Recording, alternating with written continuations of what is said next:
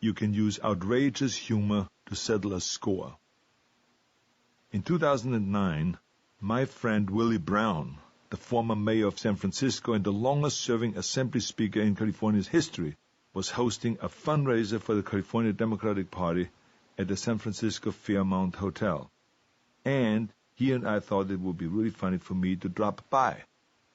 So I showed up unannounced, and I gave Willie Brown a big hug and a smooch, and we were hugging and we kind of almost like kissing in front of everybody, which of course freaked out half of the Democrats and made the other half laugh like hell.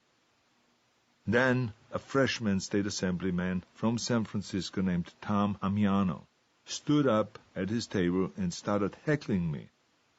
Well, he started screaming basically, loud and obnoxious. I think he maybe had a little bit too much to drink. He started saying things like, "Hey, kiss my ass, kiss my gay ass, Governor." The press wrote about it. Amiano was a professional comedian also, may I remind you.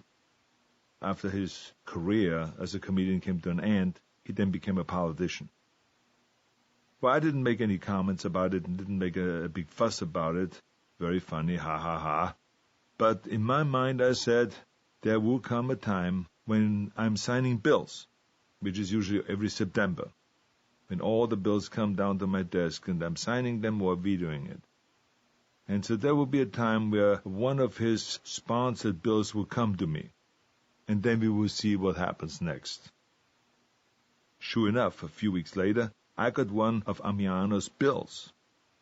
It was a routine measure about the San Francisco waterfront, but it meant a lot to him. Oh yes, I've heard it in the Capitol that this is something that really means a lot to him.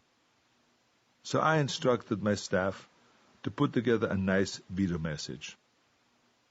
It's very hard to explain. You got to kind of see it. In a book it is printed, the veto message, but they came up with a very creative way by writing each first letter of the line in such a way that when you read it down, it would say, "Fuck you."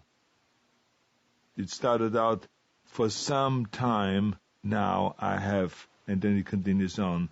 And then the next line says, "Unnecessary bills come to me." And then the next line says, "Care are major issues." And so the next line kicks the can down the alley. So we will find letters at the beginning of the line so that when you read it down, it just simply says, "Fuck you." So we sent it in, and it was considered like a veto message, like any other veto message. And the press didn't even pick up on it.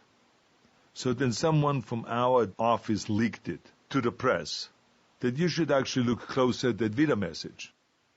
And so the press started looking closer at that veto message, and then they caught on. And then, of course, when we had the next press conference, they came to me and they said, "Governor, this could not have been coincidental. You must have planned that veto message." And I said, "No, I did not plan the veto message." I said, "It's totally coincidental." Well, we went to an arts maker, and he said that the odds are like a 1 to 1,000,003 or something like that.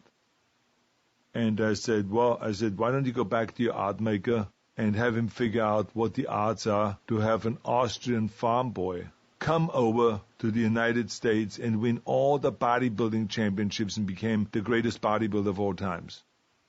And then become also the highest paid actor of all times with $30 million. And then, as a Republican, marry into the Kennedy family.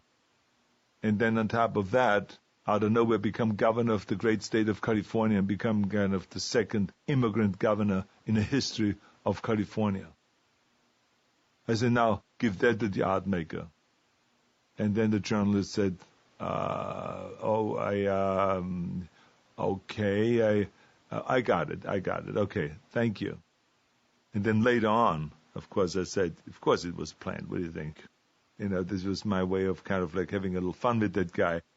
So that's exactly what we did. So anyway, you have to see it in a book to actually see this veto message. I just wanted to explain it to you kind of in an improvisational way. The great thing about the whole thing is that Tom Amiano actually had a good sense of humor about all of that. I mean, he was quoted by a journalist as saying, in effect, Look, I was a schmuck, so he has a right to be a schmuck too.